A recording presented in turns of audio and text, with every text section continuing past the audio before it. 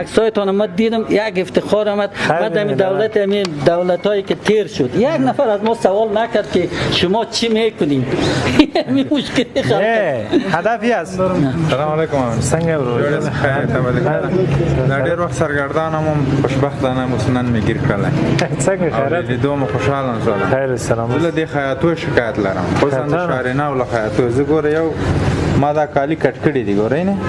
تیار جوړ شوی دی خان دا کټ شوی دی هر څه شوی دی ګوره پښپک څور دی هغه دی ساده دی ساده دی نور هر څه کټ شوی خپل نه دی یا خان امراته جوړ کړی د مصالح قندار څخه ماته راوړی دا کټ شوی دی پټو هر څه کټ شوی بیا هم د ماته شپک څور کوي میزار ختاره ورکړه زه بل جوړ کالی خپل د کالو لمبر در کوم لاړ څه په خیاطي کې چیرته ده دا ریاستي اوله کوڅه دویمه نه دریمه ادرس حاضر بگی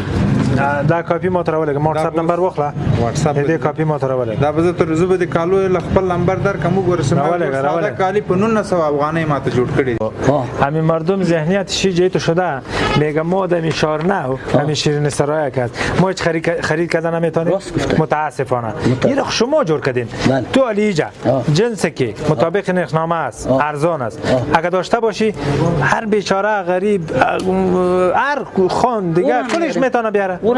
بیا اینجا خرید بکنه هیچ مشکل هم نیست صحیح خب بیار در ضمنش پسته هم جور کو بادام هم بیار یک جنس دیگه خب بیار اینجا چی گپ است اینجا چرا سرازیان نخ زدی سرازیان هم نرخش صاف این چند است پوستدار او پوستدار نه کلا این کلش نرخ زدم این دازی سر اینم بیادر جور کو این 600 است 650 نیست